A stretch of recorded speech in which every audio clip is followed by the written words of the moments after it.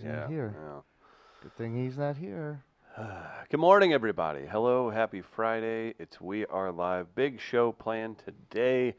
Best of the decade on tap. I'm sipping coffee out of the safest mug in all the land. Shout out to my sister-in-law, Vicky, for that. Made that happen. It's We Are Live. Excited to be here. Travis Terrell has joined us. He's now on camera and ready to roll. We'll start off the show saying a big thank you to last night. The folks at Sophie's, you guys showed up, showed out. It was a great crowd. Wonderful work by the comics. Got to say bye to our buddy John Benegoni, who's heading to New York City. And Scott James closed it out. Our friend Michael Oldroyd was in from New York. Hell of a show. And then, excuse me, Ricky Royal tore that up too. Hell of a show. Two shows. Gastropet, second part of the night. Mr. Gardner showed up. Wonderful times. Packed house. He was there. Travis Terrell's here. It's the Midcoast Studio in Grand Center. Welcome to We Are Live. Also in studio and manning the board, the Stream Queen, Chris Gardner. Hello, Chris. Good morning, gentlemen. Good morning, Walnuts. Yeah, throw the nuts on the wall Hope for the you had, 2019. Big Had show a today. nice Sol Invictus festival. It is also currently Kwanzaa, boys and girls. Welcome. Did you hear that on the Today's radio, word is, today's affirmation is Harambe. What does that mean? Harambe means gorilla with love. Dead ass gorilla. That's what Harambe means. That is what today's Kwanzaa Day is. Oh, really? Do you know much about Kwanzaa? Know everything there is to Who know started it? about Kwanzaa. Jericho Kwanzaa. That goes without saying. I think you guys already knew that, though. You know, Okay. the Kwanzaa family. They were executives at Hallmark. And they was like, look, opportunity to sell a few more cards. Opportunity to sell some merch. That's what did it. And that's how it got started. Oh, did not know that. Thanks for educating us. No problem. I feel so. Harambe. Yeah. Is this how Fox News explains it? Because it sure seems that way. Yeah. Harambe is a Kenyan tradition of community self-help events, fundraising, or development activities. Harambe literally means all put together in Swahili. Yeah, told you. Pardon? Told you. Told you. So, yeah. I so don't think happy, you said any of So that. happy Kwanzaa to you all. As you can see, I have a new I was going to point that out. A new scarf. Which aunt left that at your home at Christmas and you made off with it like a bandit? Let me tell you, like, no one knows your brand better, not your agent, not your manager, than your mother. Yeah. And my mom knows the brand. She understands, like, she knows the influencer life. She sees how these influencers have changed the lives of their parents. So she's saying, you know what, my baby boy, he on the YouTubes. He's got his channel. His I'm gonna channel? I'm gonna support the brand. I'm gonna support the brand. My son has a brand. Did you? Give him a scarf for Christmas. That's not bad. Thank you. What color is that? Is that green? It's like no. It's wow. You really are colorblind. It's black and hard blue. That's a blue, huh? It's a blue. I love you, bro. What color? What shade of It's blue? like a heavy blue. It's a dark What is blue. a heavy blue? It's like it's heavy. Like when you see the color, it's like, oh, that looks like That's it'd be a tough dark to pick up. blue. That's a dark blue. That is not a light green? No, Okay. sir. Oh my. Oh boy, Gardner. That's probably why New eyes in 2020, so you can have 2020. I think next week we should do Noster Travis, where you make predictions for the new year. I'm game for that.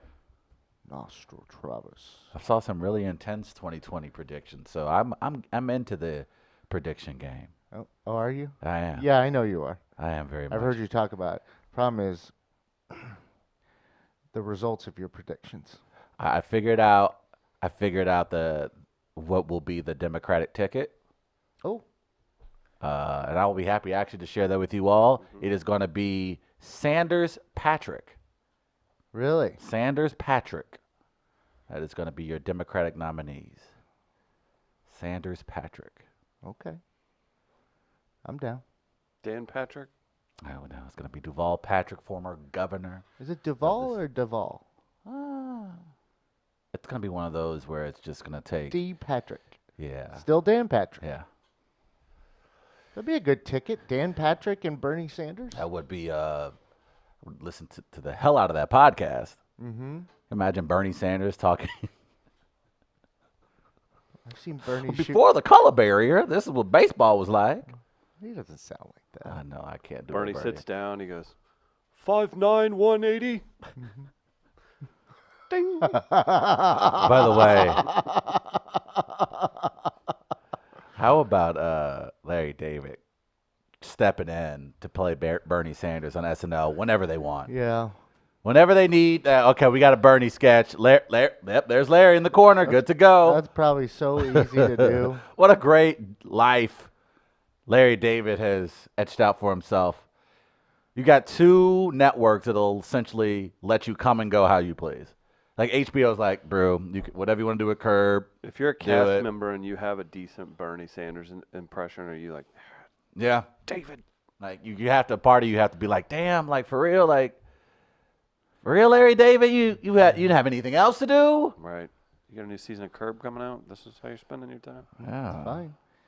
What if we get the Bernie Sanders, Dan Patrick Democratic ticket and we do a one night only where they co-host Sports Center? You see LeBron dribbles, he dunks. He's McLovin, spreading the ball around. Like my Medicare for all, it's for everyone. This frivolous basketball, we're going to enjoy about a half of it. And then we're going to all get back to work. We have chores to do, America. I can see Bernie doing some sports highlights. We do. We kind of do need a grandfather figure right now, right? We need a grandfather figure in the sense that we need to, like, hey, clean up your room. Be nice to your mother. We need that, is right? that Change accent? into Is that- Will is that Smith a- with What do you concussion. do? Yeah, what was that? Maybe it was. Now say tell Here we go. I'm the captain. Tell the truth. Tell the truth. Tell the truth. Oh, okay, it is. It is my Will Smith and concussion Yeah. accent. I don't know why I fell into that. I have no idea either. I That think is- you think that's a British accent as well. You know what? I feel like I've used that type of cadence for British accents. Oh, is it the cadence that throws you off? The cadence throws you Yeah. into that Throws accent? me into the accent. Oh, that's an issue. I know. That's tough to overcome. I'm not good at these impersonations. No, well, when there's I've gotten accents better, involved. though. You guys would say I've gotten better. No, I wouldn't say that. You're here. I would say Hmm. you've tried more than you should. That makes sense. Yeah, I agree with you. I there. appreciate I agree your with you there. courage to do To so. continue, You're not a coward when in this you- instance. probably shouldn't. Okay. Yeah. Okay. Okay, I appreciate that. Yeah, I respect that. That's a nice way for me to put it, I think. You So, gents have a lovely Christmas. Yeah, you. Very delightful. My brother asked me if I listened to Joe Rogan. Yes, I saw that. Gardner shared with us in the group chat on Christmas morning. We're hoping for something cheerful, something to inspire our souls and spirits on such a beautiful Christmas morning here in St. Louis. And the first text we received from our producer, my brother asked if I listened to Joe Rogan. So Do is he a subscriber of Joe I Rogan? said I've seen like clips, like probably at most like a 10-minute clip. So if you're Travis, that means you're qualified to give a painstaking, heartfelt. How many Gary Johnson Joe Rogan interviews do I have to listen Well, to in order for me to call myself listen to Joe You got to Rogan? give me a good chunk of 10 minutes. If not, I'm going to waste because the problem is his podcasts are long, right? 3 I'm not hours? going to waste my time on 3 Hey, hours thank if you. what I see isn't what I want. So If it doesn't serve my I'd agenda. rather go watch Ancient Aliens. There you go. Well, that's who we're dealing with here. Well, yeah, you know that though. That's fair. I've been honest about that. Is the brother a subscriber of Joe Rogan? I think he listens occasionally. Jesus Christ. I mean, The strangest thing I've ever seen is the hatred out of the guy over here to the left. It's not hatred, but I I'm not the can't only even one that remember, shares. though, he brought it up for a certain reason because we were discussing something, and it was a guest that he had on, and I can't remember what we were talking about now, though. I might have to text him and ask him, hey, what the hell were we talking about? So yeah, I spent Christmas morning out at my brother's with the family. We had quiche, a nice Oh, quiche. That's pretty fancy. Helped my dad make. No, I didn't help my dad I'm make about the to say, fruit did you plate. really? No, my dad made the fruit plate. How do you make? Is You know quiche what? like a pie, like an egg pie? Yes, let's call it an egg pie. Let's call it egg pie. That's how it works. Egg Egg pie. pie. Egg Okay. pie. The night before, though, on Christmas Eve, I went and stayed out at my parents', and we might have a new tradition, because I was riding around with my mom. And she was getting some final gifts on Christmas Eve. She's like, "We got to get home by 5." And I'm like, "Why do we have to get home by 5?" Because I really wanted some ice cream. Mm. And she's like, "The Crown for Christmas comes on Hallmark Channel at 5 o'clock." So we had to get home by 5 so Mom could watch Crown for Christmas. So we all sat in the living room, my dad, my mom, and I, and watched Crown for Christmas. And my dad was repeating the lines of the movie because he has seen it so many times now. Oh no.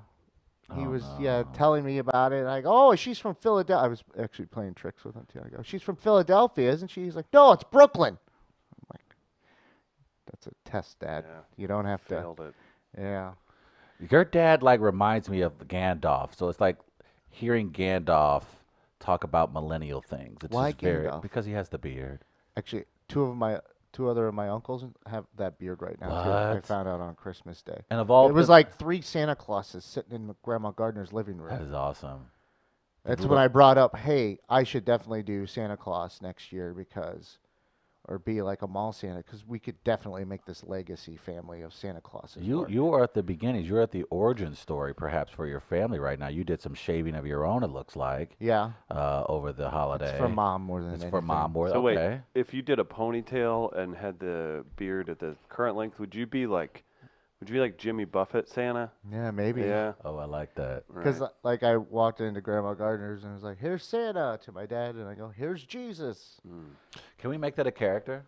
Jimmy Buffett Santa. Jimmy Buffett Santa. Oh yeah. You get the red Corvette convertible as your sleigh, right? My dad said, because my dad, as you know, has played Santa around Mm-hmm. town, O'Fallon, Wentzville. He was just what mall was he recently at? He doesn't go to malls. He's Okay. he does like he'll just show up. He doesn't even charge or anything. Oh, so he just likes just giving does it people out of bring charity. cheer. Yeah. Oh, that's so nice of He him. did one for it actually got him choked up on Christmas Eve because he did one recently for like adults that have disabilities, mental disabilities that keeps them at a young age. Right. So he did it for people that range from 18 to 52, Wow. but that have that mindset of like a 6 or 7-year-old. That's amazing. But someone sent him a text on Christmas Eve, one of the parents of one of the people, just about what it meant to the family and that, and got them all choked up and stuff on Christmas Eve. So That's we sweet. watched Crown for Christmas to take that away. Oh,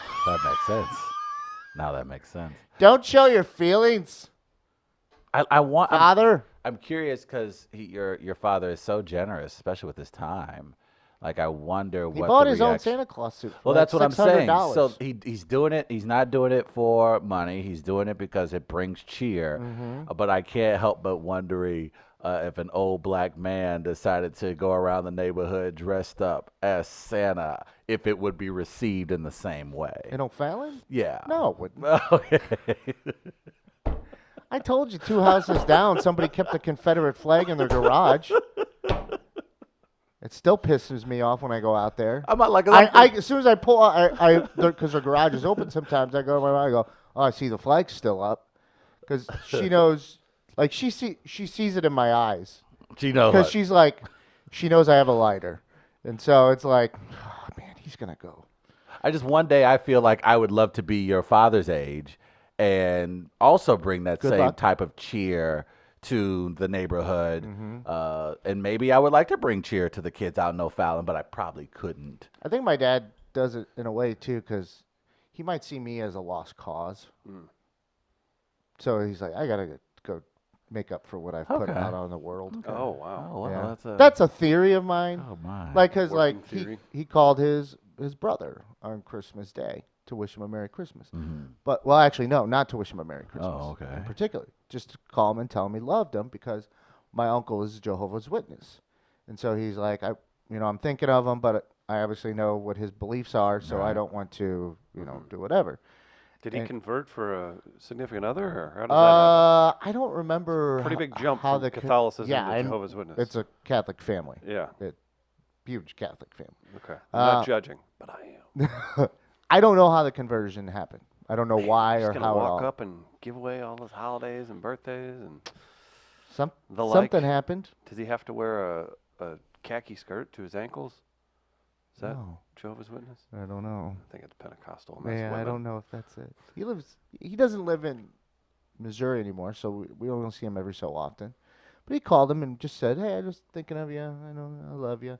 And then he's saying that to Grandma Gardner, and I looked at him and I go, "Well, you wished me a Merry Christmas," and he just shook his head. Oh, you big shit. He's like, "Not now. Yeah. Not Let's not not on get this into what day. you believe now in front of the family." MVP food of either of your Christmas celebrations? Grandma Gardner made some molasses cookies. What is that? I have a few left at home. Damn it, Gardner. Squirreled away for rougher times, huh? Son of a bitch, you knew not to bring it here. Smart move. Well played. Molasses cookies Smart are play. delightful. Yeah, I bet they are. Travis? The MVP. Boys and girls, because of that amazing weather, my mom had the forethought to throw some old ribs on the grill. Oh, that's nice. So she There was you go. like, "Oh, I see a lovely 60-degree Christmas on deck. Let's see if old mama can throw some ribs in." And she did, smoked ribs. My God, just the meat just falling off the bone, sweet, sassy molasses. Molasses. So it was that was probably the MVP, and it was I should have known it was gonna be MVP. It was like the Kawhi Leonard of food items that night. It was like, man, you know what? I always thought if you put it all together, he would be an MVP candidate, and that's what happened with ribs on Christmas Day, on Christmas evening. Mm-hmm. So just a delightful time, very delightful. What about you, my friend? I know you like your liver dumplings. That's how they get down, man. Best side. What's a liver dumpling? It's a dish. It's a Never side. had it, never seen it, but my man over here swears to it. Liver dumplings. Is it like a dumpling, like chicken and dumplings, but chicken's replaced with liver? No. Oh, It's boy. like, yeah, it's its own thing. I want to know, what is it? It's liver with some like breading on it and stuff. I don't know. Okay. It's really good. Okay, so the You liver can is a put some dumpling gravy on itself. it. Yeah, you can put some Okay. gravy on it too. Yeah. What kind of gravy? Brown. Brown gravy? Mm-hmm. You Got it. can. Yeah. You looking it up? Yeah, I'm looking it up right now, Gardner. I'll I send you a didn't picture. you didn't want to tell me what it was. It's in the name. I don't know why. It's just always something that I've It's not like an egg tackled. pie. You just never ask questions. You just like, it's I'm just about like, made yeah, it. It's good. It's delicious. Yeah, yeah. Between that and the 18 different kinds of meat, and the we do a Christmas Eve as well, and oh man, R.I.P. my grandparents' food budget. My brother's in town from California. Oh boy. We Nice. stand over the that shrimp bowl like a couple of whales taking care of business not out a in the, shrimp out in bowl the guy. wide open sea. Oh, shrimp cocktail, No. the big ones too. Like, I just man, went that's- straight to the deer sausage. Gardner, Yeah, I after just it, sent it yeah. your way. I just saw it's my first time seeing it. And I'm sure it's delicious. I'm sure that's a thing that you grew up on. Sure. I would imagine that's y'all groove. Oh, It's a German dish. hell no. I ain't eating no liver dumplings. That looks They come through hard. unappealing. I ate about a million. Completely unappealing. By the way, Yale said your scarf looked golden white. Remember That's what that he's doing. internet thing? Well done, Yale. Matt Ehrenreich checking in. Extras from Deliverance enjoyed liver dumplings as well. And, Oh. Marcus. Oh. Marcus says, "What in the white?" Right. What in the white? No, they're delicious. They're very good. Okay, hold on here a second. I think I'll have it here. Now tell me if this is what it looks like at your household. No, Okay. no, they're like pieced up. They look That worse doesn't than that? they worse. That doesn't. I don't know. That doesn't look like anything I've ever seen. It looks like a That's what I would think are liver dumplings. pate. It looks like something called liver dumplings. Did you Google liver dumplings? Yeah, And this man, is what- I kid you not. Yeah, those come up. The ones that that my family makes, they're like more pieced apart. Like, are they like in chunks? Oh, here you go. This All right, email to Gardner so we can give the audience. you want to see? What'd you guys do in the show? Oh, they just emailed me liver dumplings Liver photos. Dumplings. I'll tell each his own. Like everybody's got they meal. If that's your MVP, that's your MVP. I mean, you chose it for me. I may have had a different one. Oh, okay. I'm sorry. No, I I just mean, figured that's that you the every MVP time. Like I side, know, yeah. Old Reliable has always been liver dumplings in the Denman household. Grandma Gardner makes a good potato salad too, and that was delightful. Grandma Hey Evans, man, you can't be talking. Look, you can't look. You didn't drop 2 solid and it ain't dishes. It ain't raisin potato salad. All right, either. man. This Let's is holler at your this boy. is Hey, man. North County Hey, potato man, hey, holler salad. at your boy, man. Don't be selfish. Holler at your boy. I mean, this is ingrained in North County. I think Holler at your boy. that's where my roots are. The Teesons, the Laramies. We own the Bottoms. We You own the did. Missouri You know Bottoms. about the bubbleheads. Oh, we talked about the bubbleheads.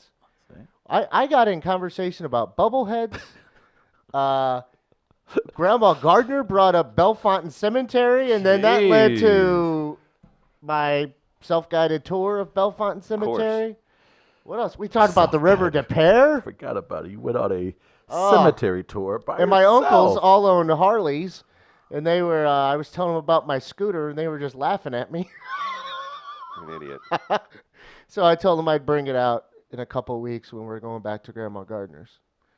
They're like, "You're gonna bring it?" Yeah, but I'll scoot down the bottoms. How about that? So I don't know if I can get back up that hill. you've though. got some support, Travis, from Marcus saying this is tragic, but you've got Matt speaking up for me. He says wrong. It looks delicious, Travis. We got Royce saying he's had it breaded with potatoes in it before. So this is not that uncommon.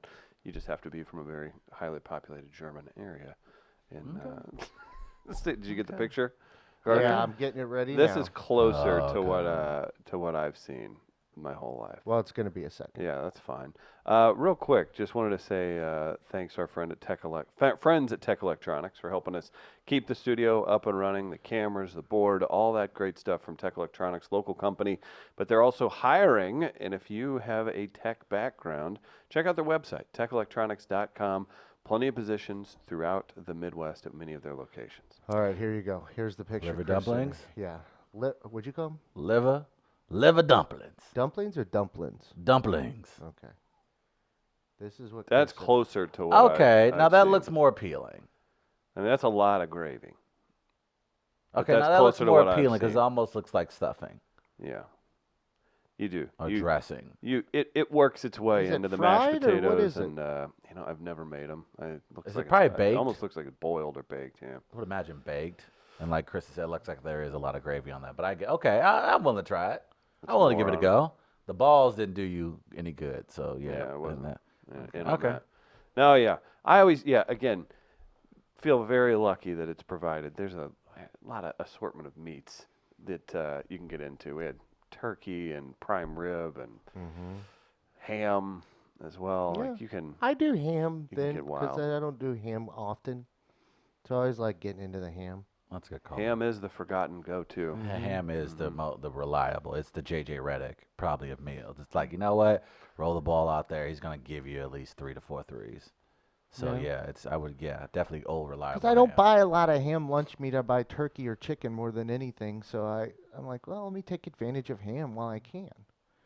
And then I'll do roast beef some That's that day too. But Again, safest mug in all the land. I was gonna say now we talk about people bringing in Oh. Christmas gifts or Yeah. having their presents brought in for today's show. Look, put this bad boy up. Look at that.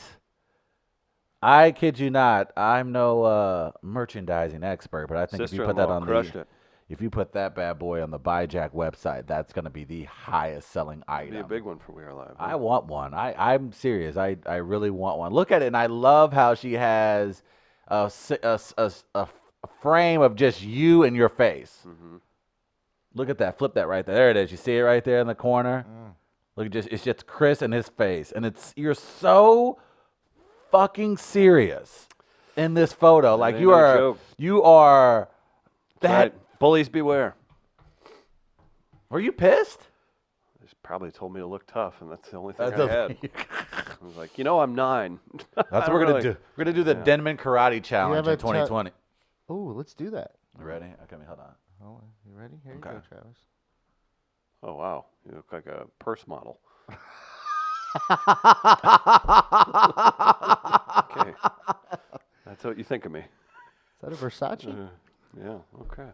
All right. Is that your, Gardner, how is about you? that your tough I will- face? I didn't even see it in the camera, so I'm looking forward to going back and Oh. watching what I look like in that.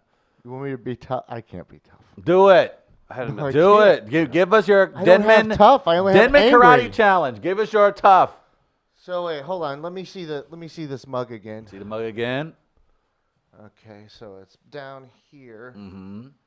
and then you want me like this, like this. Okay, and then Yeah. There Yeah, it is. there it is. Perfect. That's good. That's good. I like that. I like that.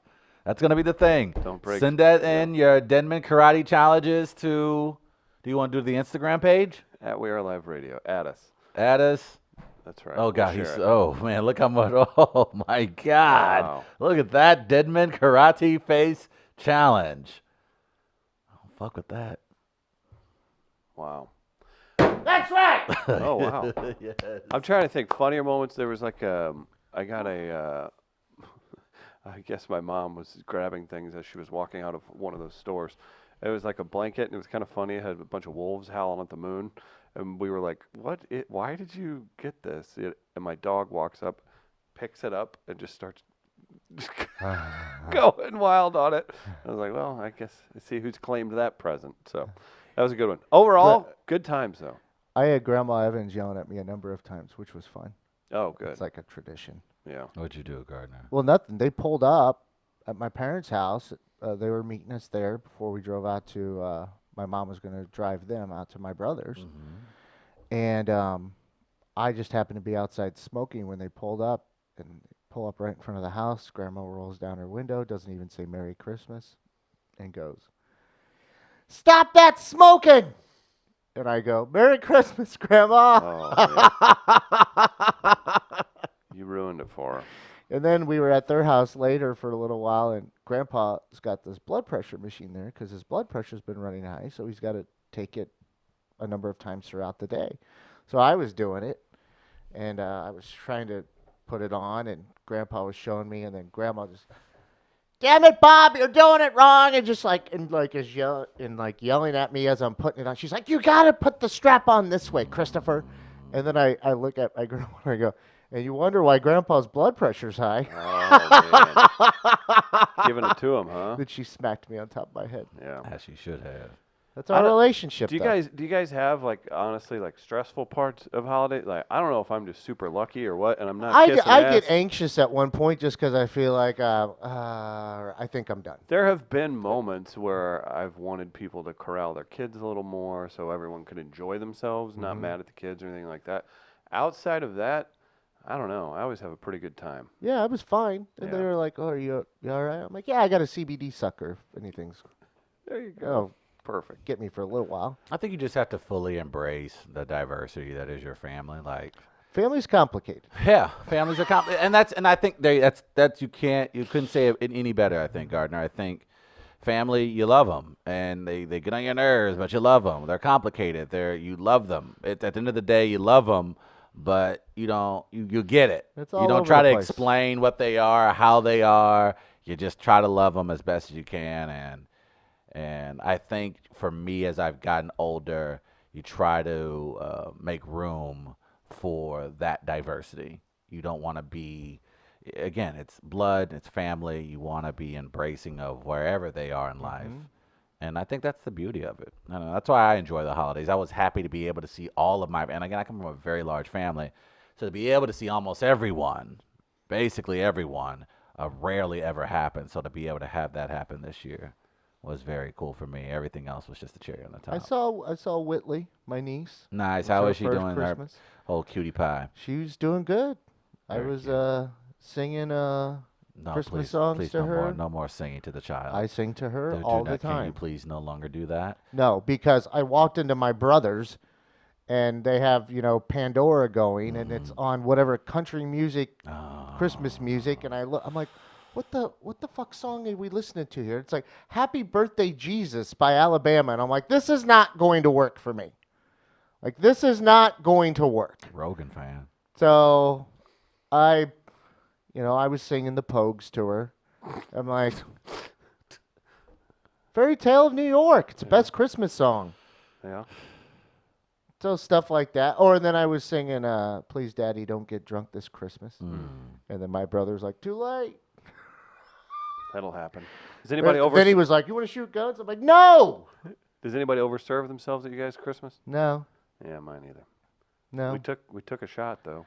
A couple shots throughout On the day. the Gardner side, they will, but they can walk Contained. across the street, or someone else is driving them, and Yeah. they put away the Bush Light, Natty Light, whatever it might be, Mm-hmm.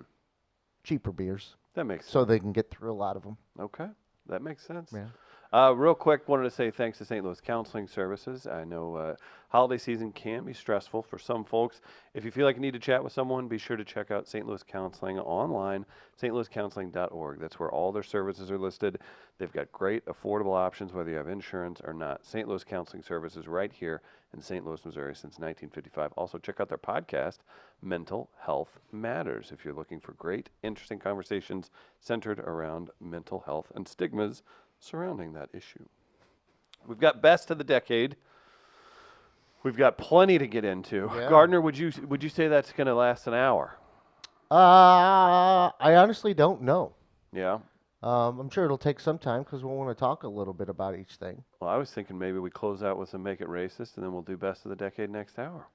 We can do that. Can I? I want to relay a story though too. Please. That I saw on the Twitters. Okay. And I know Travis, he might have seen it because maybe the story picks up on a news outlet or something. Okay. But it involves the NBA, and that's why I wanted to bring it up okay. to you as well. What's good? It's not necessarily really about NBA play, if that makes sense. Okay. But this is a little story. It's like a tweet thread that's like 5 tweets long. from Okay. A lady named Kate Harvard Rosansky. And this is how it goes. Last night, Jeremy and I went to a Blazers game, and it happened to be Hanukkah night. So I think it's Blazers Pelicans. Okay. It was fun.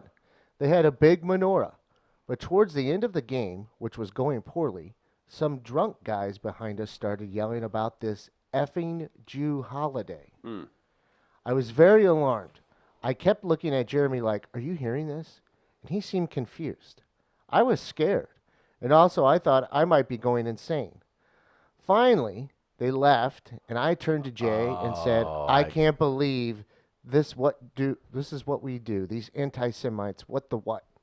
But it turns out Oh no. the other team had a player named Yes. Drew Holiday. Hilarious. Drew Holiday. And he was having a good night. I'm not well versed in basketball, but Jeremy is never letting me live this one down. Oh wow. Hockman, Benjamin Hockman, our friend at the Post-Dispatch, responded, as a Jewish man, a basketball fan, and a connoisseur of misunderstandings, this is right in my wheelhouse. Happy Hanukkah from St. Louis. So, yes, Drew Holiday confused a lady about what was being said at a basketball game. man. And I thought Travis might not have seen that I and did would not. appreciate a story That's like pretty that funny. involving his beloved NBA. That's pretty funny. That's right up there. Like, Travis, we can't laugh too hard because, like, I feel like you have one of those moments every other day. Yeah, that's true. You're kind of just, like, waiting around. Well, now these days it's like every other week, but definitely I can understand where she's coming from. Poor lady.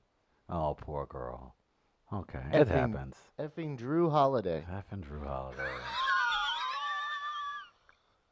Thought you'd Damn. enjoy that. Is there a Damn. more, that's perfectly set up. Like, Yeah. I mean, it with the season yeah. being what it is, With hostilities Somebody- as they are in society. somebody with ignorance to the Right. rosters of the I NBA. think any other great names that could be mistaken religiously. That's hard. I mean, God Shamgod. Who remembers Yeah. God Shamgod? Yeah. Uh huh. just where you go, fucking God. Yeah. He was disgraced. He called my God a sham. Yeah. Yeah. What's with this sham god of yours? Mm-hmm. Oh yeah, that would be good. Yeah. If only he would have been a little bit better. Right. Where is he out of? Providence? Yes. I think he was a Providence. Was he the guy who could jump over the car or something? Somebody along those lines had that. What about It's hard to forget that name. what about Priest Holmes in the for the Chiefs back in the day? Mm-hmm. Fucking Priest. Fucking Whoa. It's Hey! It's Easter. Yeah, that would work. Anything with a religious connotation. Chuck Rabbi, Who's Chuck Rabbi? a linebacker for the Packers in the 50s. Was he? Let me Yep, look him up. Look him up. Well, they didn't keep records like that. Oh, they did. This is before the merger. Travis, Yeah. Chris. Right. I was like, wait a minute. That's me. That's interesting. Just trading places? What the hell just happened here? Drew Holiday. I'm trying to put myself in that woman's shoes where you're going to an event for the first time. You How don't do you know like much. to be the guy that explains it to her, though? Because I'm the kind of person that likes to explore different things. Uh-huh. And so there could, you know how I can get when I'm like, man, did I just say your? Yeah. Oh, the jigger. You're using the jigger for your. I heard something different, so I can understand how she was in that situation. Let me like, hold react on and give now. you my opinion without knowledge.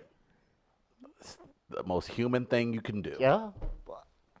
I won't argue that point, especially today. Yeah. Of all days. Do you feel maybe this will make her pump the brakes on being careful about being outraged? or I anything? think it's like when the car backfires. Momentarily, maybe. I don't know. I think when you look at where our world is today, how I common endorse outrage, though. But I think in this sense is how common people are saying things that are very ignorant and ridiculous, and how confidently these figures are saying these things out into the public ether. I can understand her sensitivities to it all. It's kind of having like post-traumatic stress. Like we've seen so much of it out of so many prominent people and notable people, and you can kind of sit into your system. You can be like, oh shoot, I am quote unquote triggered. What was it I was thinking about? Because you said, what was the word you said? I'm going to be careful here. A jigger. Yeah. I don't want any. Yeah, exactly. I don't want Yeah. anything to go with Yeah. my tongue to Sure. bite my tongue while I'm talking. Bartender bursts in the room. That's our word. I was thinking. Right. That's a good sign to have in a bar, except, whew, I don't know if you want to go there. I said jigger. I don't know why this crossed my mind last night, but I was thinking back to when CNN did that round table, and it was more than a round table. It was Oh, like yeah. an evening on Oh, the N-word. Jesus Christ. And then I remember we what a talked dark about time in media the history. Chiron they had that read, which, is cracker as bad as the N-word, and the thing is, well, that makes me so you happy. you spelled embarrassing. one of the words and you Right. won't even spell the So other. it's, you answered So the question. for some reason I was thinking about that last night, and I was trying to turn it in my favor a little bit here. So, like, what if we could find a word that would be as offensive as the N-word for white people? You wouldn't just say But- that but- letter and the word. But yeah, because you wouldn't spell the word. Right. Like, it has to be so bad you won't even spell it. Right. So my idea was, why don't we make it a really hard word to spell so that no one ever has to spell it again either? You know what I'm saying? So they just start calling it like the C word. Oh, it's like, Peloponnesian. So it's like, how do I spell that? So it's the P word. So then we never have to worry about spelling a difficult word again. That's very true. So I'm trying to find a way to also benefit everyone. Seems pretty selfish. Yeah, it's extremely selfish. But this is something I was laying in bed thinking about last night. I'm like, what? So what word can The I trouble make? that I have with words, I would genuinely sympathize with your point, but that's just selfish, man. It is selfish, and I readily admit that. And I'm like, man, this is extremely selfish as I'm thinking of it. Yeah. But I'm not telling you what's right or wrong. I'm just taking you through the process here, the thought process. That makes sense. We've had the opportunity this year, though, to discuss some very important historical moments in African American history through a segment we call Make It Racist. And what started, I think, maybe as the funny ha-has, as a joke, has now evolved into something that has become Definitely still a joke. seriously educational, Oh, okay. influential, and informative to those in your community. A lot of this history you guys weren't aware of. So the fact that we're able to blend comedy and education, I think, is pretty impressive. Yeah, it's a stretch, but So this is our last one of the 2019 yeah, of the decade, of the decade, the last Make It Racist of the decade. So according to some. well, let's just hope everybody is along for the ride in 2020. But let's send it off all right. It's time for Make It Racist! I'm addressing the white elephant in the room. I'm breaking down the barriers of race by assimilation. I wouldn't mind to have black neighbors. That is racist as hell. It's raining little white women. My prayers have been answered. Black women have the nicest asses. That ain't the whitest thing a white man has ever whited in his life. You do not have to say African American, just say black. Oh, well, in that case, you know what word I miss? Colored. Don't let the liberal media tell you how to think and feel. If you have hate in your heart, let it out. I'm racist as hell. That's deserved. Yes. Racism. How about it, right? What does that be? Boys and girls, this is the segment where my colleagues and you, also the audience, can throw out a particular topic, and I will educate, awaken you, enlighten you to the history behind that racism. I got one. What do you have? New Year's resolutions. Please. People don't know this, but white people used to hide calendars from us. So Calendars or colanders? calendars. And so we never were able to celebrate New Year's. So white man took away our New Year's, so we resolved to find calendars so we can be on time. Yeah. That's why we are always late. We haven't found them all. New Year's resolutions. Preach. Racist as hell. That is racist as hell. That's really the cause of why we're late, if we're going to be completely honest. is We it? never got an official calendar. You know, everybody has a syllabus. You guys got it before us. That's what we say white privilege. That's what we mean by privilege. You guys got the syllabus before us. Have you always had clocks? What is what? Oh. What? What's that? Marcus letting you know he's got your back. Thank you. Thomas, if you need to lean on I didn't another know. man of color. I thank you for that history lesson, Travis. We like, yeah, it's, I didn't know calendars were hid from you. no, we can't like I wonder what clocks. the purpose of that was. So we wouldn't know where we were as people. Because until we find ourselves, Uh huh. We're listening. Preach. I know, what's your next topic? Oh, okay, okay. Just keeping the theme of the time of year it is, our former producer Michael Gaines had a birthday. He's MGZ! getting married next weekend. Yes, he There's is. a lot going on in his life. I just want to focus on the one thing. You can't make birthdays racist. Birthdays. Birthdays. You must not have heard about Jerome's birthday. I haven't. You haven't. Of course you haven't. Your rural Missouri education didn't tell you about your own birthday. Jerome Is birthday. it birthday or birthday? It's birthday. Okay. Jerome birthday. A lot of people really weren't celebrating birthdays until like 1996. Up It's until not Drew birthday? no, it's not Drew birthdays.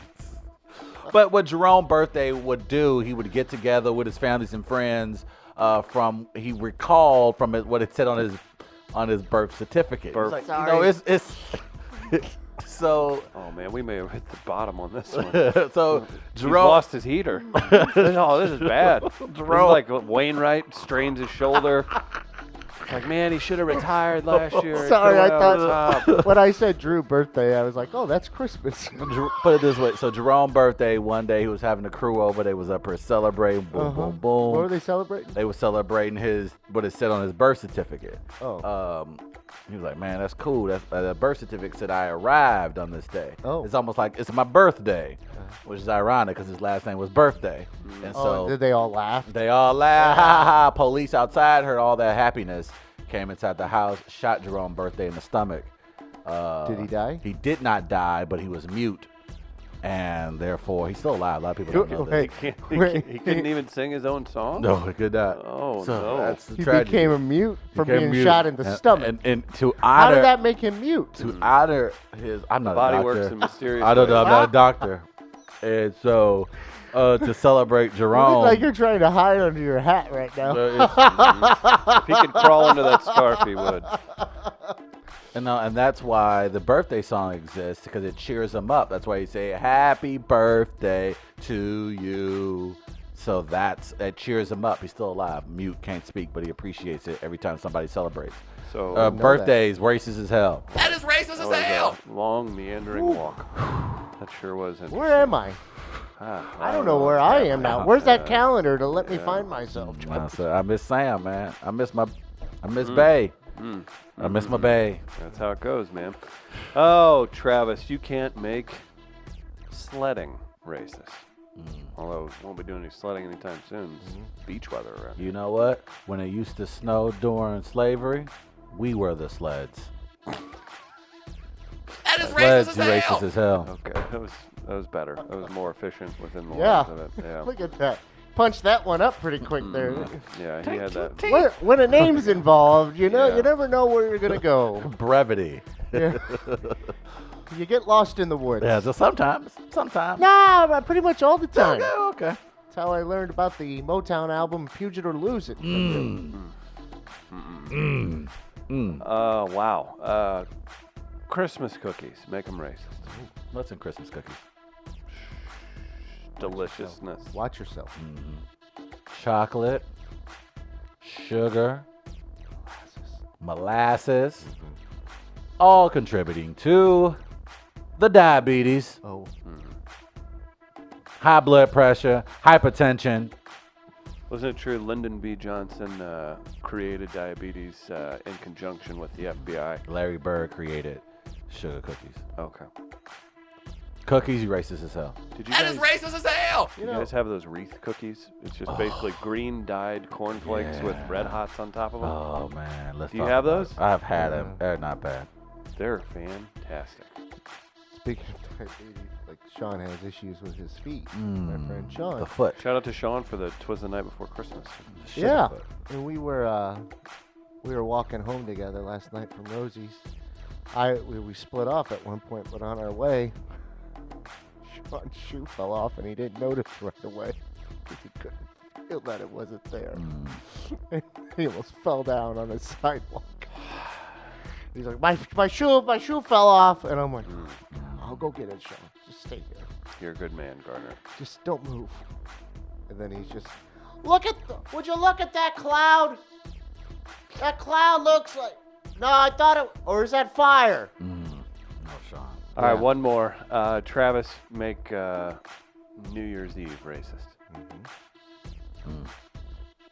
I don't know if you guys knew there was a rapper named Eve. Very successful. Tiger Paws. Yeah, Tiger Paws. Very cute. She's now married to a billionaire. Beautiful woman. Amazing family. Why did you say that like it's an accomplishment? Married a billionaire. Okay. Got to be a win. It's like someone thinking they were born in America being an accomplishment. Success. I'm American. What'd you do? Did you make? You did nothing. It's like me describing someone like they are 6'4". Eve essentially used to celebrate January 1st, her album release, and the white man came along, was like, "No, this is our new year, Eve," and that's racist as hell. And then it became New Year's Eve. Yep. That is racist as hell. We got a listener submission. If you got it in you, I got one more, I think. Soul food, make it racist. The movie or the actual item? I think you should interpret it as you see fit. Soul food. Soul food. I like how that's a question. Soul food is only racist now because white people eat it. It wasn't racist until it touched their racist tongues and lips. So in many respects, it's just white people. You racist as hell. That is racist as hell. hell. It's the last one of the decade, boys and girls. I'll at your boy. By the way, we celebrate all diversity. Yeah, so you all don't want us communities to and go values. to. Here on We Are Live, we appreciate all children of the world, no matter their race. We're don't- here because we're human, and we love because we care. Big shout out to our friends at again at Gastropet. They the barbecue reeled Gardner in for a show last night. Yeah, it did. On the show, it was packed, by the way. Michael Oldroyd, Ricky Royal, Tommy did a guest spot, and it was very funny. Ron Finger, Tom Brown had some fun audience interaction. Everybody Yeah. seemed to really like that. That was great. And then at Sophie's, again, we had another great lineup, and big shout out to John Benigoni, who's heading to New York. So I was big in the- shout out to you guys for in the car supporting with that. Jack Tommy. Daniels for making those shows happen as well. Oh yeah, Jack Daniels, and of course, Schlaf. Schlafly. Don't forget it. Yeah. I was in the car with Tommy for a bit yesterday. Well, not too long, but enough to hear him talk about things. Oh boy, You can't. Tommy wants to come in the new year and talk stuff. Okay. He's going to Gettysburg next year. Bet just watched a documentary on that late last night. Him and his dad, I think. Good for him. His dad also now apparently thinks he's gay because he has a shrine to like shirtless men with abs up in his room, but he's using it for motivation to get in better shape, he said. And so he said he really wants to look like Adam Levine without a shirt. All right. And I said, hey, I've seen you in drag. Maybe you could do that and be Madam Levine. That's And then good. he was like, actually, that's not a bad idea either. So I think either way, we thought showered and came up with some ideas for him. Good. Real proud of you. But maybe we'll talk to Tommy in the new year. We'll make that happen. Right now, we'll take a quick break. If you're not subscribed to the Midcoast YouTube channel, make sure you do that, and have a friend do that as well. We'll be right back.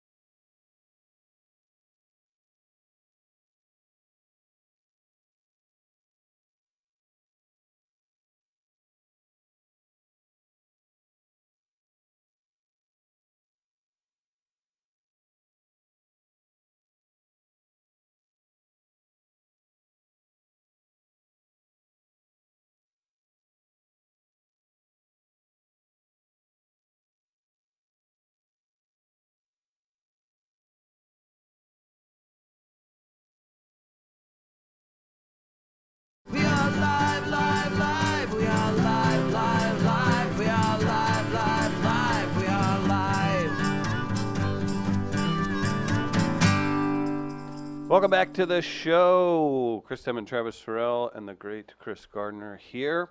Got your picks of the decade coming up. It looks as if the Midcoast studio has been delivered a box. Travis, who's that box addressed to? This box is addressed to the lovely folks here at Midcoast Media. Attention, Travis Terrell, from a gentleman from South Florida. Is it Gwyneth Paltrow's head? We'll see. Could be. All right. So a young gentleman. He's a listener, a watcher, if you will, Big Mike. of the program. A watcher. Those are in the book of Enoch. Yes. If you would read that. All right. Hopefully I don't stab myself. I don't know if I'm doing this right.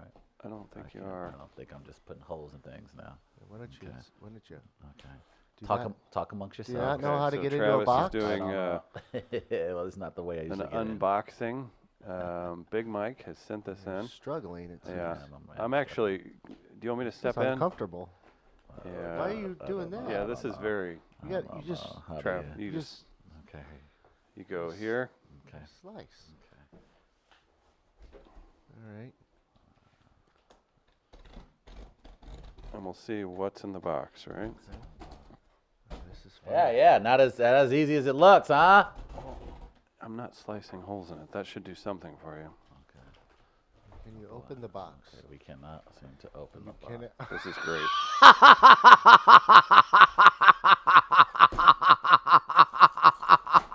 The blade was kind of crappy, This is like but it was when really Geraldo funny. got into Al Capone's vault. It's Yeah, exactly like like how's that. this go? Okay.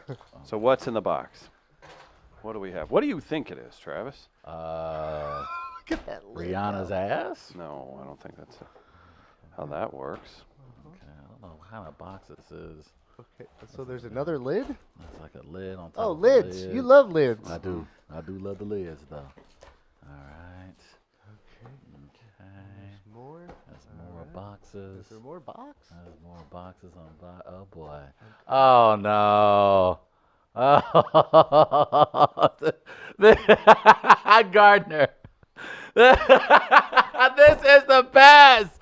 This is the best. We have a Trumpy bear.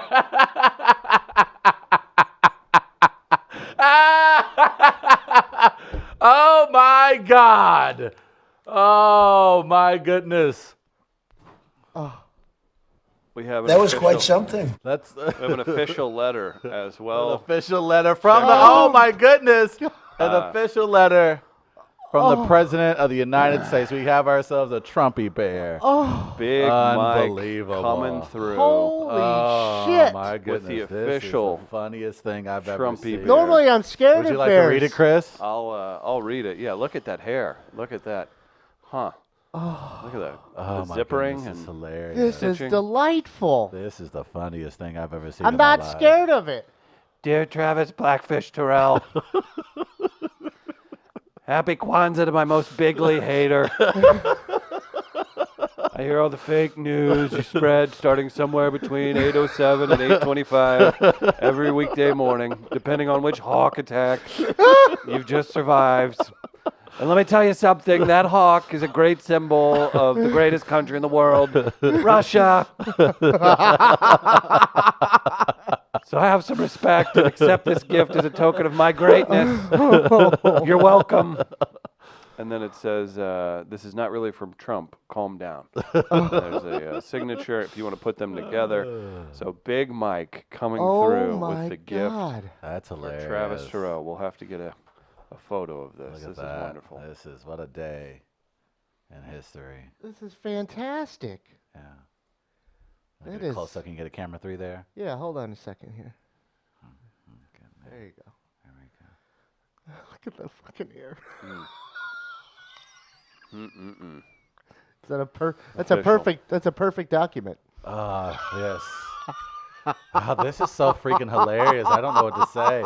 This is the best gag gif I've ever gotten in my entire life. This is hilarious.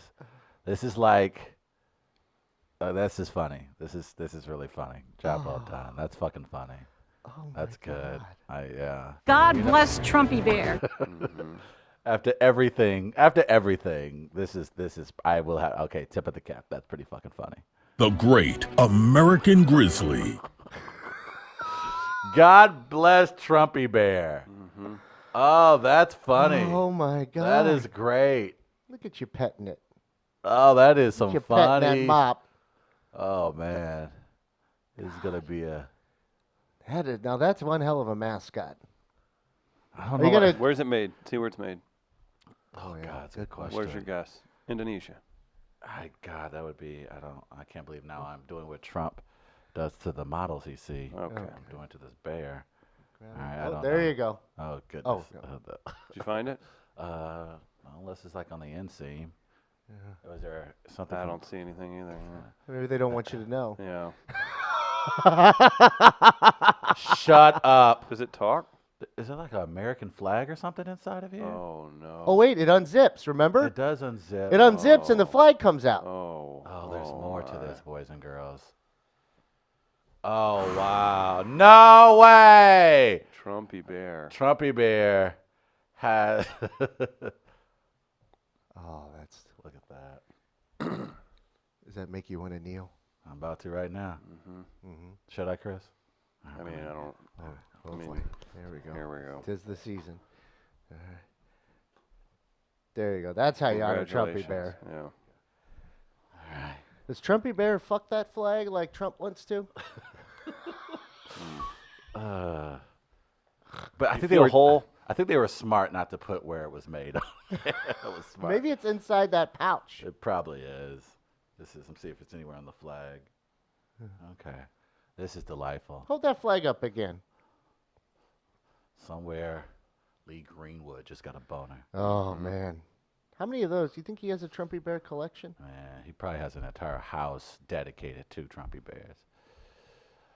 That's great. Thank you, Big Mike. You are the man.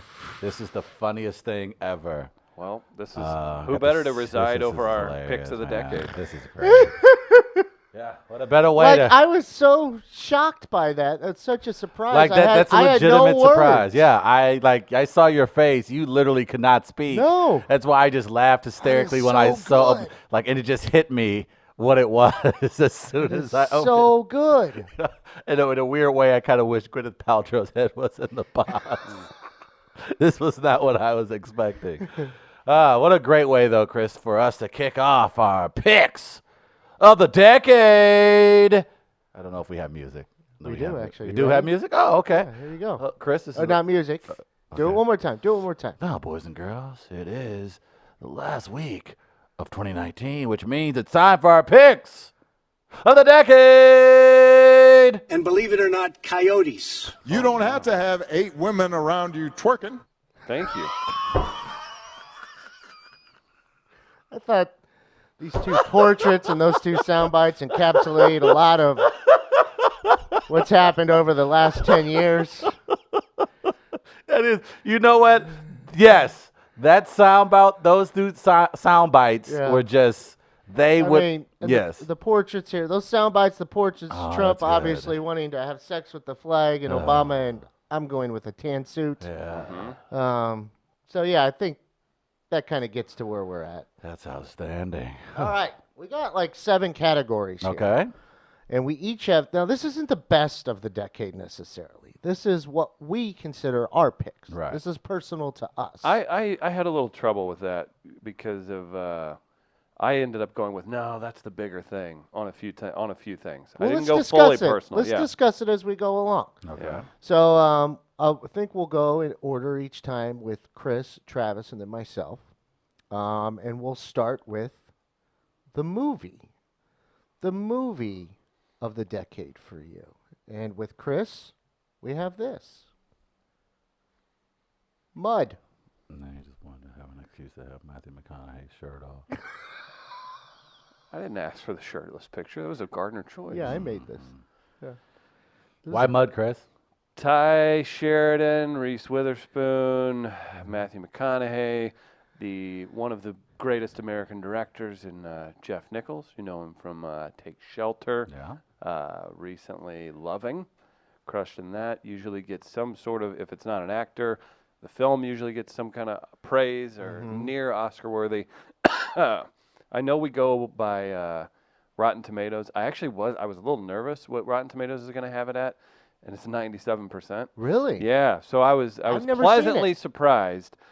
It was weird because it released like it was an indie film, and I specifically stayed away from it, not knowing much about Jeff Nichols at the time, because I saw McConaughey and Reese Witherspoon. I'm like, oh, this is some stupid backwoods romantic comedy bullshit.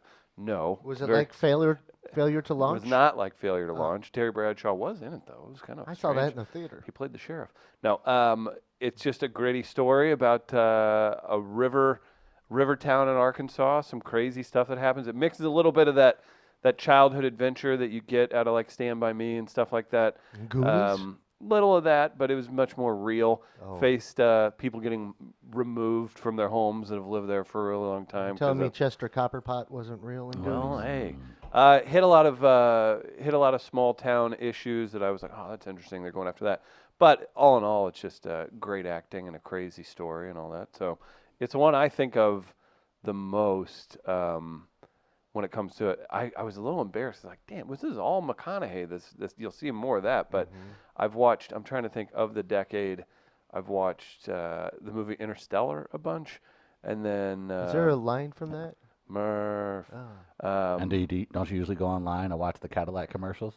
All the time. All the time. All the time. That's how I spend I my think spare we time. realized this decade that Chris has a, I mean, Yeah. It's a McConaughey thing. you got a It's kind of your thing. I man Makes crush sense. maybe. That's Yeah. fine. and it was tough too because I was thinking I was like, Django was right there too. I think that was 2012, 11, something like that. So Django was like my 1B for Okay. movies personally. I almost copped out. I stopped myself. I think maybe I put 2. I had several with 2 answers, and then I was like, no, that's not what we're doing. It was really tough though because you could have made a fun top 5. But yeah, I'm going with Mud. Love it, and I thought it was very well made. And Travis? I landed on Avengers Endgame. It's the culmination of a Interesting. decade of, like, this was the decade when it comes to cinema. Sorry, Martin Scorsese. But this was, the cinema was essentially saved by superheroes, whether it was Batman, whether it was Superman, and of course the Avengers. It was the end of 10 plus years put together by the folks at Marvel, a string of different movies, almost episodic, 22, coming to a conclusion, and it turned out to be the highest grossing film of all time. And it was just fun. I was You telling judge Gardner. things by money? No, I actually judged things by the experience. It was the What first about time. Black Panther? Black Panther was fun because that was going to be a community thing. The Endgame story for me was just the culmination of great storytelling and the experience of being excited to go to the movies. Like, I was like nervous about getting tickets.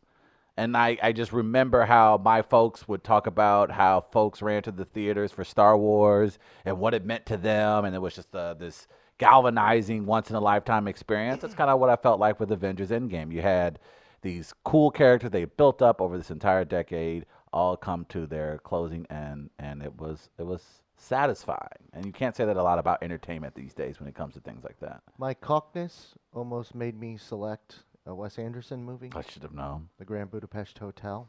I enjoyed that one. But instead I went with a phenomenon, a cultural phenomenon Okay. for my movie of the decade, Sharknado. Jesus Christ, help us.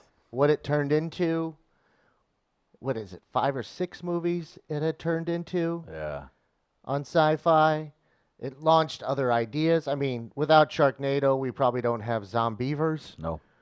which also has cameos by John Mayer and Bill Burr as truck drivers in that movie. But Sharknado had, I don't know, just try to rank the cameos in it. It was a cultural phenomenon. No. How did It explains wild. some of social media during this decade and Okay. what that can do to just a ridiculous idea and elevate it up. Turned into how many And movies? yeah, like I think it was 6. And there was real money made. Yeah. So that's why it had a cultural impact and out of nowhere. And I can appreciate that. So it was between Sharknado and the Grand Budapest Hotel. Nice. So it was Sharknado. I went with Sharknado I just had because zero. of the Sharknado weirdness beat of out the Grand Budapest Hotel. Hotel. Yeah, and that's hard for my whiteness to say with a Wes Jesus. Anderson movie. Jesus. You know, so Y- But- you guys, yeah. So you went with I went with the Colt. What was your next in line? Do you remember? It's actually it's crazy what you forget. I too. mean, You're like, oh, that I was think 2012. Django up was there? pretty good Yeah. because it was pretty fucking courageous storytelling, if you ask me, and it was entertaining as hell. Yeah, I would probably put that as my 1B. Okay. Up next, we'll do a TV show of the decade. TV show of the decade for you. Now, Chris went with. I'm sensing a theme here. Oh, man. I'm I realized sensing a a lot. theme here. True Detective. This is the a good first call, but this is season. a good call. This is tough to argue. I mean, it's got everything. There's even like the awness of the whole thing, and then how they go super deep into the craziness, and then it's just, is it a story about murders happening, or is it the destruction of two men's lives? Like, what's happening? And all the while, they bust out, what was that, episode 7, where they're in the projects, one of the most intensely one shot shot. film. Damn, I got to go back and watch that moments now. ever. I got to It go back was and watch that. It's probably one of the best unbelievable television episodes of the last decade. I agree. True And Detective's a good one. You're right. It's hard When to Chris told me True Detective season 1 was his pick, it also, of course, made me think of. argue. Oh no, go ahead, Chris. I think human consciousness is a tragic misstep in evolution. We became too self-aware. Nature created an aspect of nature separate from itself. We're creatures. Oh, where would I go? Excuse me. We're creatures that should not exist by natural law. We're things that labor under the illusion of having a self and a creation of sensory experience and feeling. Programmed with total assurance that we are each somebody, when in fact everybody is nobody. Exactly. Maybe the honorable thing for our species to do is to deny our programming, stop reproducing, walk hand in hand in extinction. One last midnight, brothers and sisters opting out of a raw deal. And I That's want to truth. say That's true. Woody Harrelson's That speaks to me. Why are you shaking your head? Character's response was like the best. He's like, "You're weird," like something like that. Yeah, but yeah, huge fan of True Detective season 1. I'm trying to think. I'm a huge fan of that line. Yeah, as a series, Stranger Things has kind of done it for me recently. I'm really into that. But Mm-hmm. Breaking Bad was my hard number 2, if not 1A.1. Breaking Bad ended in the 2010 decade, so that was super tough for me not to figure that out. Speaking of, Travis? I had to go with it. Yeah.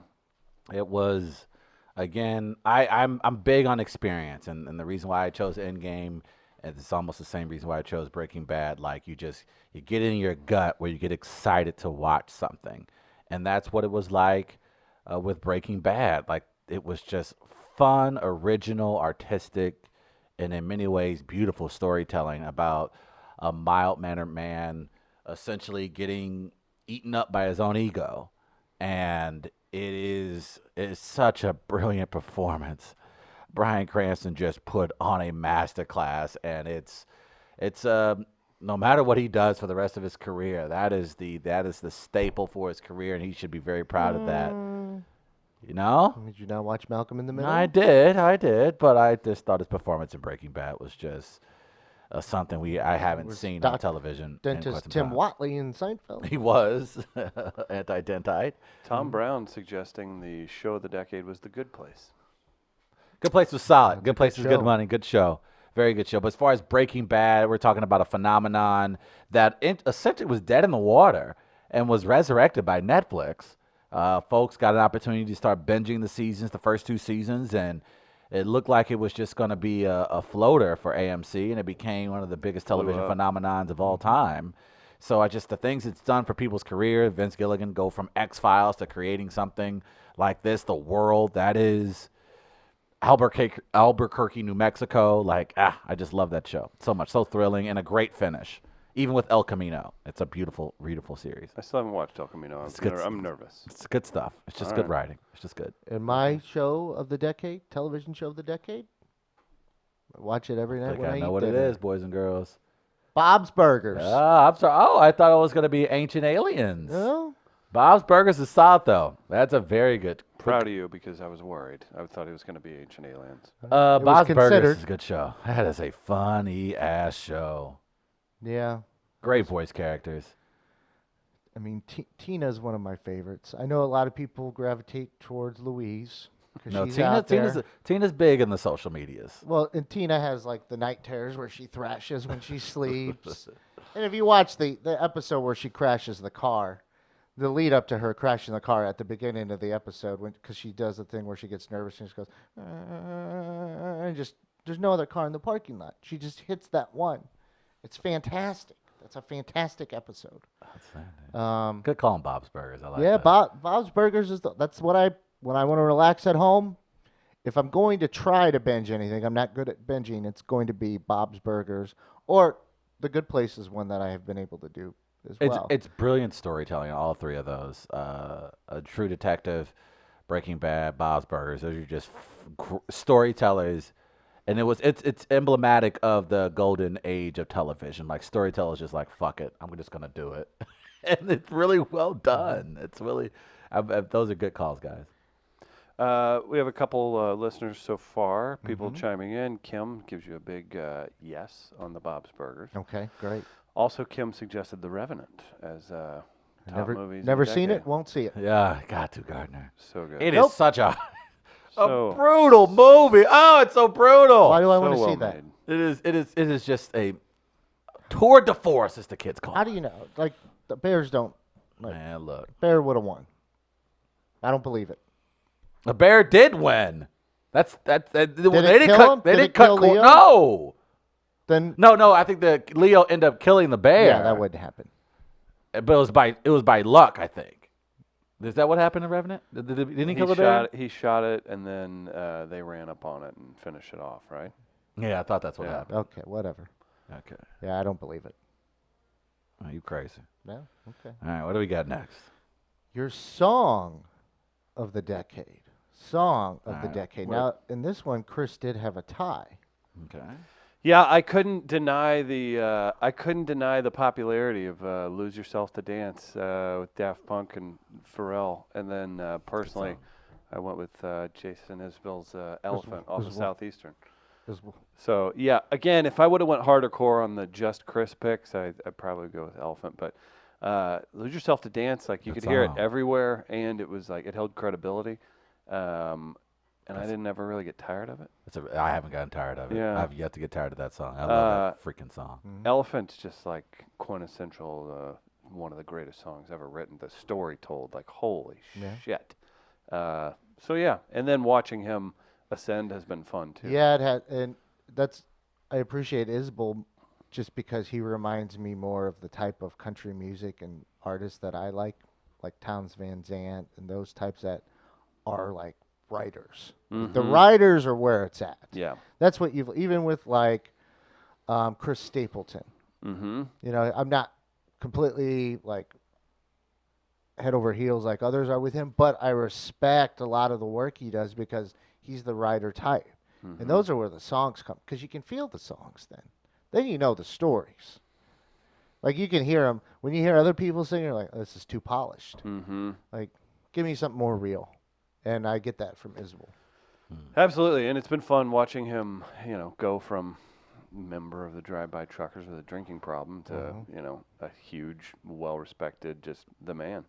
Yeah. So yeah, those are my picks. That was tough. I had a few others that I tried to base it off of like what I listened to or watched the most, right? Like what proved itself, and you're not just saying what you think other people want you to hear.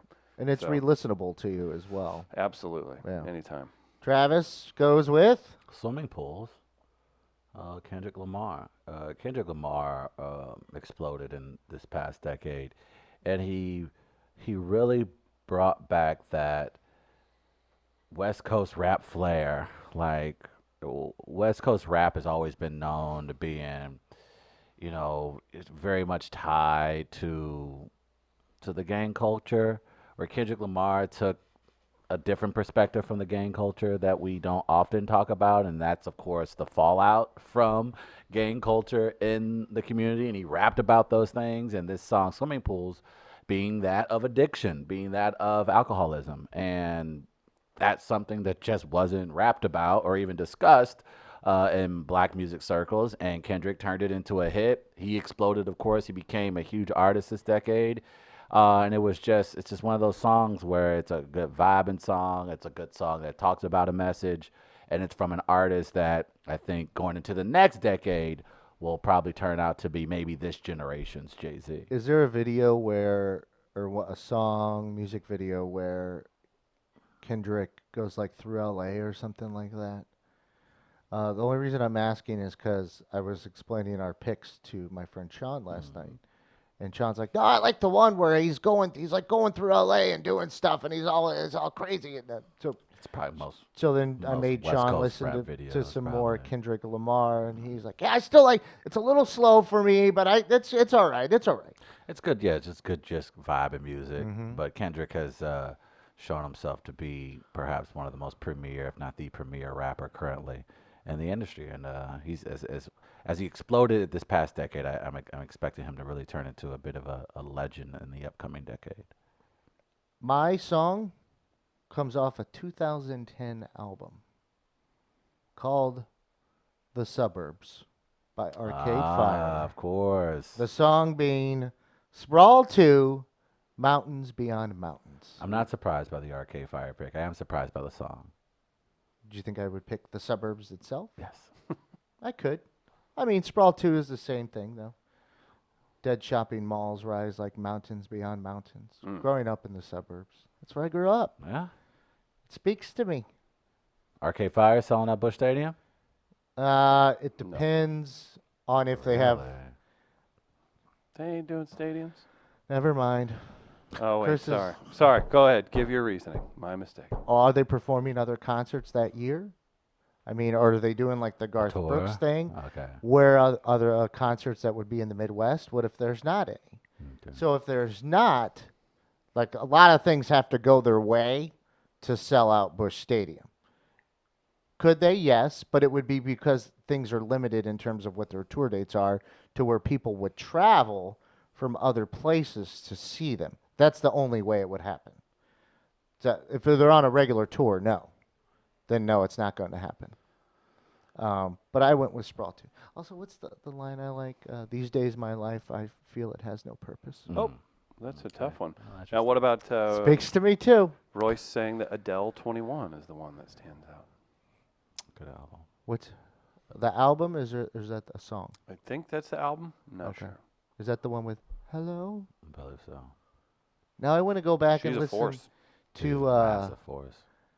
if you watch that someone on BBC Radio, I think, took Sir David Attenborough and took that video, because there's like, I guess the first minute of the video is just like a car pulling into an empty house. Oh, and they had him narrate. They had over him the beginning. narrate That's fun. We gotta look the at that. beginning of the video. That's good stuff. It's fantastic. That's good stuff.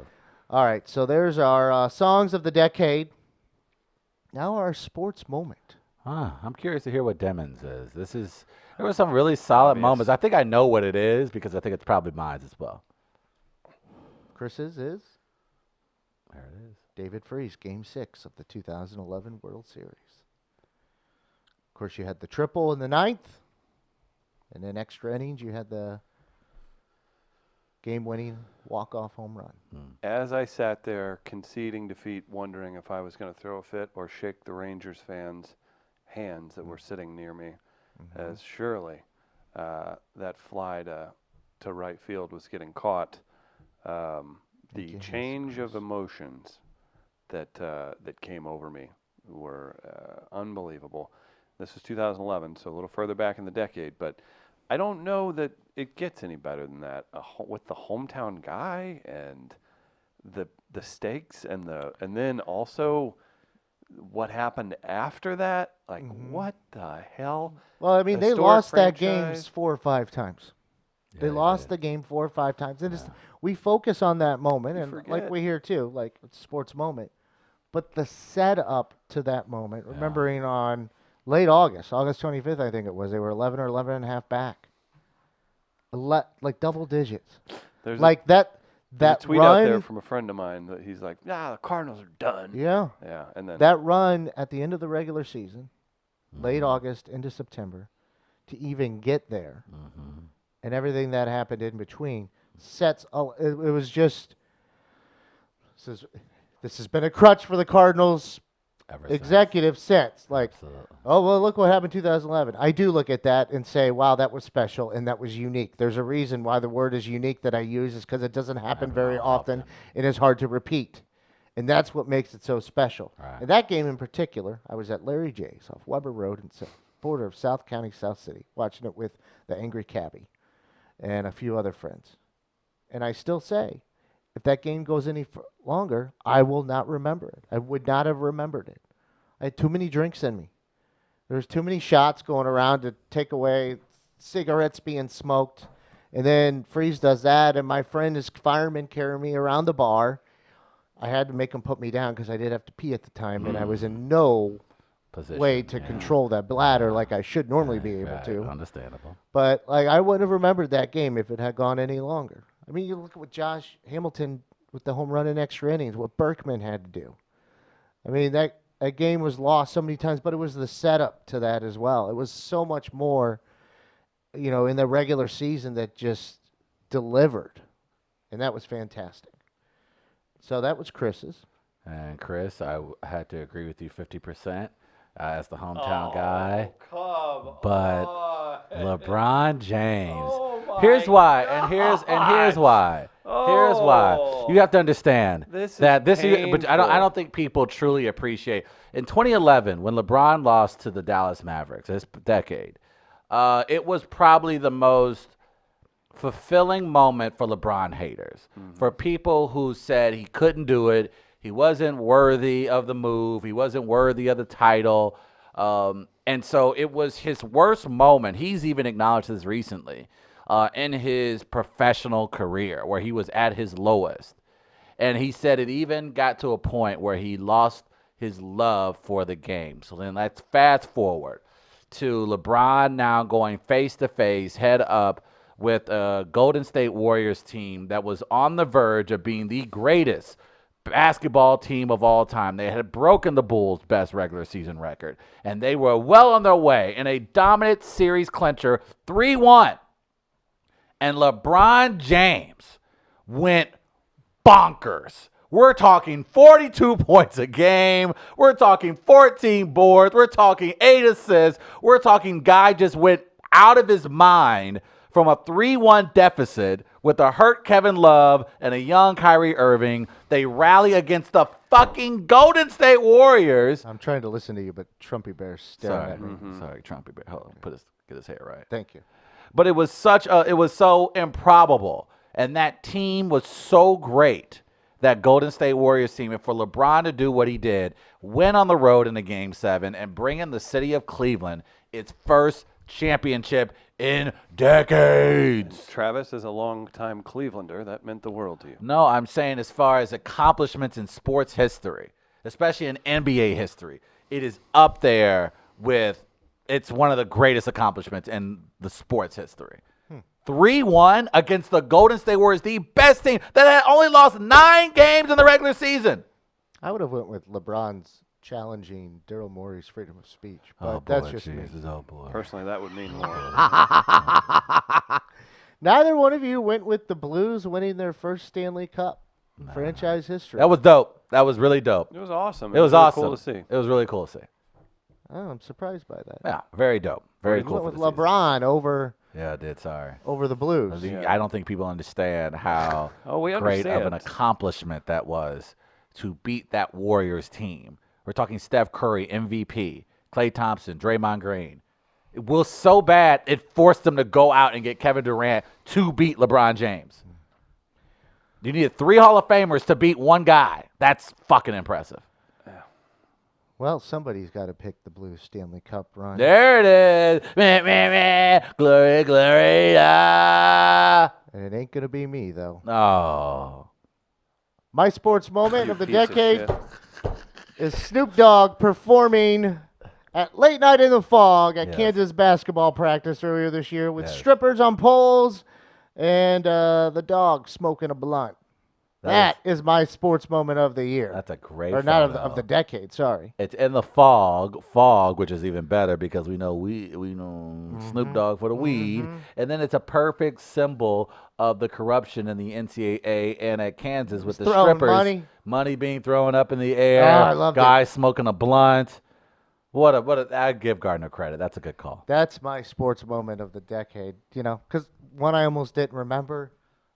Hockey, I'm not as into hockey as other sports. I'm more of a baseball guy. The Blues run was amazing and once in a Yeah. lifetime and everything. Yeah. But I mean, like, honestly, like, for me personally, if, like, Kansas went on a run in basketball this year, that means more to me than a Stanley Cup. It just does. I just care about it more. Right. So that's me. Don't yell at me. Oh, please do. I look for confrontation now, apparently, for some reason. All right. It's a thing, yeah. Our next pick, death. This should be interesting. There's some very Death difficult deaths in the 2010s through 2019. What do we got? All right. Chris is first. Robin Williams. Good call, Chris. Good call. Just so sad, tragic, very sad. unexpected. Yeah, guy brought joy to everyone, and you find out he was dealing with a bunch of health issues, and he was just miserable, and it's tough. That was one where you're just like, oh no, that didn't need to happen. Personally, the Brody Stevens one was pretty wild because we saw how people reacted. Yeah. In the comedy world, but as far as just impact and like, again, I say unnecessary. You can go anytime, whatever. Felt unnecessary, or that we got robbed a little bit, and he'd lived a full life, but.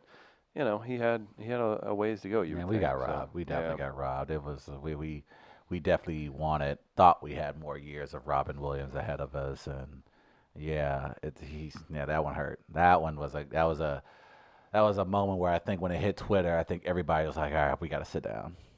That was a moment. No matter where you were, you just had to be like, all right, I know I was about to go run errands, but I need 5 minutes because Robin Williams is a guy that we kind of counted on when we were feeling shitty. And so we felt we lost a part of ourselves when he left because it was a guy that every time you saw him, you're like, man, that's Robin Williams. That's Robin Williams. And so, that was a tough one. All right. Travis, you had a tie for I had a tie with this one and because they were both very unexpected and they had a huge impact on the culture. And I had Prince and Nipsey Hussle. We'd already know Prince's impact on just the culture in general, but he was as big of an icon as you can think of, and it was just one that you just, again, very unexpected. And Nipsey Hussle died this year, which, man, it feels like years he's been gone, but he happened earlier this year. He just meant a lot. It was, again, one of those voices that you expected to be around for a long time, and a guy that was doing not only a lot for his own career, but legitimately putting his community to work, like employing people in his community and doing whatever he can to up where he came from, to change everyone's situation. He could have moved to Bel Air. He could have moved to Malibu, but he stayed in the neighborhood because he wanted people to see what success looked like and how they can come from where he came from and do great things in their lives. So as far as their impact on the culture, those were why I had to go with a tie with Prince and Nipsey. I could have gone with a tie. David Bowie would have been there for me. But I chose another music icon. A country music icon. Oh, boy. Merle Haggard. There he is. Oh, boy. Is the reason being that you are allegedly responsible for his passing? I did not give Merle Haggard double pneumonia. Okay. Died on his birthday. Yeah. At the age of 79. Yeah. But he gave so much to the world. He's one of those like old country music stars that I like. His style, and he would take songs too, like Blaze Foley wrote the song "If I Could Only Fly." Blaze Foley was friends with Townes Van Zandt, kind of ran in those circles, but turns like a song by a true writer into, a noted song in his catalog. And I can appreciate Merle. And it doesn't stick with me that people accuse me of being responsible in some way for his demise. Yeah, it bothers me. I'm here to state my innocence. I did not hurt Merle Haggard. Why would I hurt such a gentle soul? Doth protest too much. Yeah, Yes, bringing it up a lot. I don't. I think I there's get radio it thrown in my evidence, face. too. No, look. That day we were playing the birthday game on that radio show, and I just screwed up the days. That's all, and said he was fine. A minute later, literally a minute later, the alert went out that he had passed. The timing was just off that day. That's all. Like if I hadn't been on the air when his death was announced, I still probably would have had issues. Yeah, you probably has an investigation. But Merle Haggard is my death of the day. I can. Yeah. Thanks, Trav. No problem. Nice. All right, we move on to our story of the decade. All right, what did Chris have? Story of the decade. Chris went with Edward Snowden. Ooh, I like this call by Chris. Good I like one. this I like photo. this. I like this. That is a good photo. Like That's a stock photo from the film Hackers in the 90s. It's like, bitch, you already know I know your business. Before we go any further, Michael in the comments says Harambe as a story. That captivated Twitter for a good week, oof, 2 weeks. yeah. That was powerful stuff. Yeah, the Edward Snowden stuff, and he's still exiled. Like he's still out there, just like living in Russia, which is really, really weird. Edward Snowden, as we know, kind of basically just shed light on saying like, hey, guess what? They're all listening and watching. Do you guys see him as a hero or an enemy? Because it's been funny because it's flipped. It's went from like he was like a left wing hated him, then right wing, and then now everybody hates him. And then there's people that are like, "Are you kidding me? He told us what you all were doing, and you were supposed to tell us what you were doing." So I don't know. Pretty controversial figure on the list of like they haven't gotten him yet. Like you think like, oof, I guess he doesn't have compromising tales of underage tomfoolery on private jets and islands. But yeah, he's an American whistleblower. I mean, he the information he put out there that basically kind of affirmed everybody's worries and the like. Very, very wild when you look back and see. Yeah, I don't know how I definitely don't think he's a villain. However, I don't know if he's a hero either.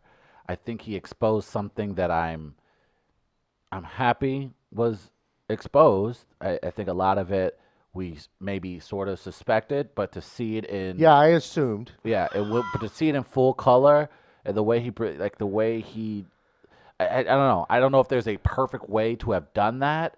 But I think he did shed a lot of light on things that a lot of Americans, a lot of people across the globe should find very, very troubling. Yeah. Certainly. So, Travis, you went with? I went with the raid of Osama bin Laden, mainly because it was, I think, the last time we galvanized as a country. Like the last time where it was for that moment, that brief moment where we were like, fuck yeah, okay, we did that. Like it was I don't know, I don't recall a time throughout the decade where we had a lot of those moments where we could like, hey man, we did that. Like we as a country, it was just very galvanizing. And then of course, what we knew of bin Laden was fucking a modern day human version of Thanos. Like he was the bad guy. He was the big bad. And for it to come about the way that it did, it had a Hollywood feel to it. So a US created villain. They armed him. Oh yeah, absolutely. Absolutely. That's definitely. so crazy definitely. how that changes. And that just shows you too the business behind the ideologies and who we're for and who we're against. You go with a guy that you go, what do you need? We got you. Well, look at what Castro was when he Castro was a revolutionary, and that's what makes him so despicable, is that he gave people hope that there would be change and that he would have a revolution, and he did, and then flipped it back at some point, like turned his back on that. And I think when you look at like as far as despots that were left after Saddam Hussein, we all figured that, you know, bin Laden was always going to be public enemy number one. And it got to a point after George W., it was, we can't find him. And so we just all thought that, man, this is just the guy that's just going to hide off in the caves, and then we're going to look up one day and they're just going to say he's died of natural causes. So that's the idea that I don't know if people – it said a lot about President Obama in the sense that it showed how very methodical he was, but also reticent to truly, he understood the ramifications if this failed.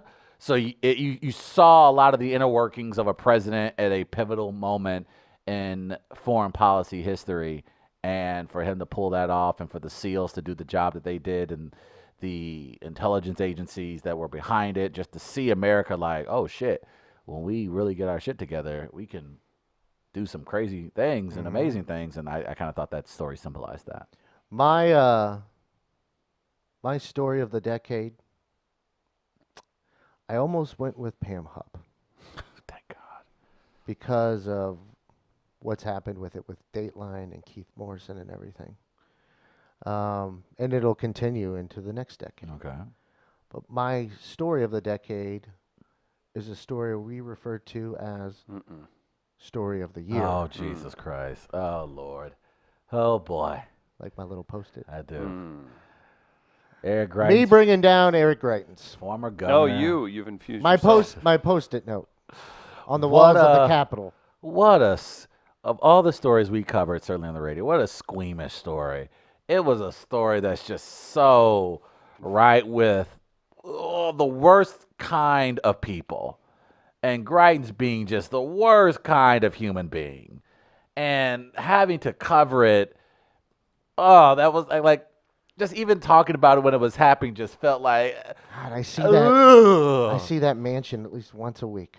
It was just, it was And gross. and when I go by it, I just stare at it. Walk right by it, just stare at it, and be like, man, this is where all that happened. That brought down the governor. And I mean, but it was Greitens' story itself. Right. But it all started with, the sexual scandal. But then we got into dark money scandal. Yeah.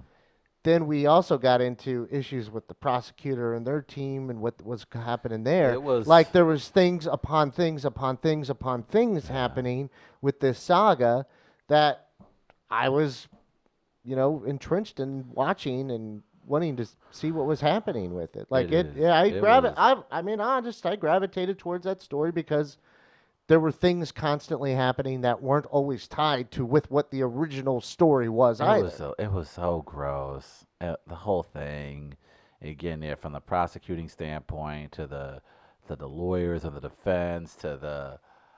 And you had high name lawyers involved too. You had Rosenblum.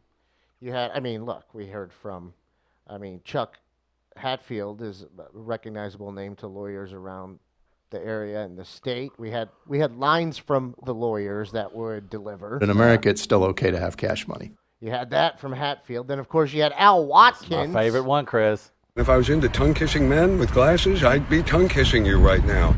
And when he was Jason Rosenbaum. Yes. St. Louis Public Radio. That same Al Watkins was sitting before a House committee testifying and talked about the governor's dick in particular. Said the governor's dick got him in this trouble. Like, that was from the lawyers. That was from the lawyers. Not from any other thing. The damn lawyers. I got that line, and I forgot what else made this story so unseemly. Ah, yes.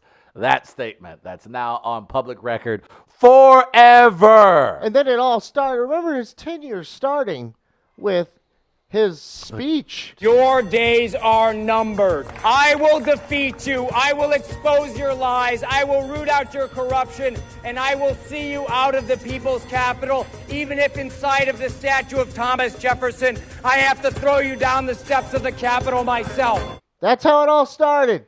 That's how his campaign started. That's where it all began, with threats of assault. How did we do that? Threats of assault that led to...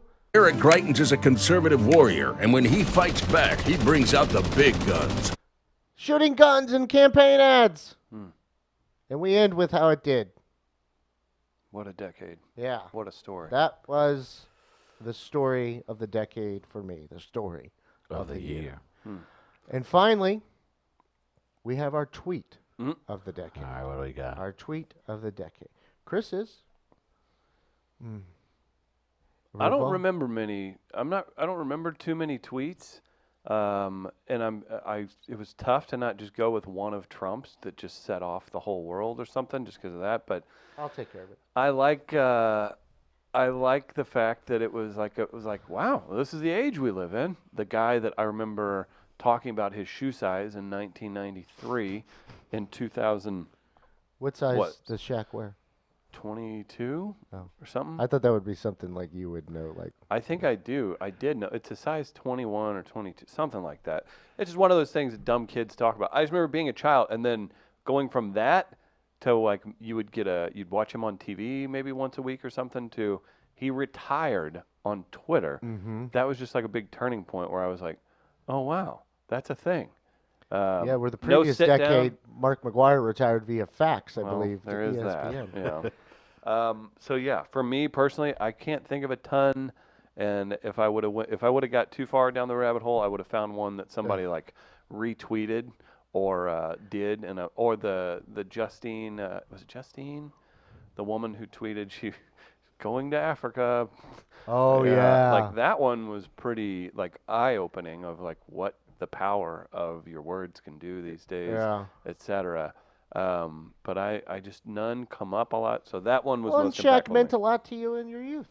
Shaq was amazing. He's a treasure, right? Still is to this day. So yeah, he was. That was wild. He's running Papa John's now, isn't he?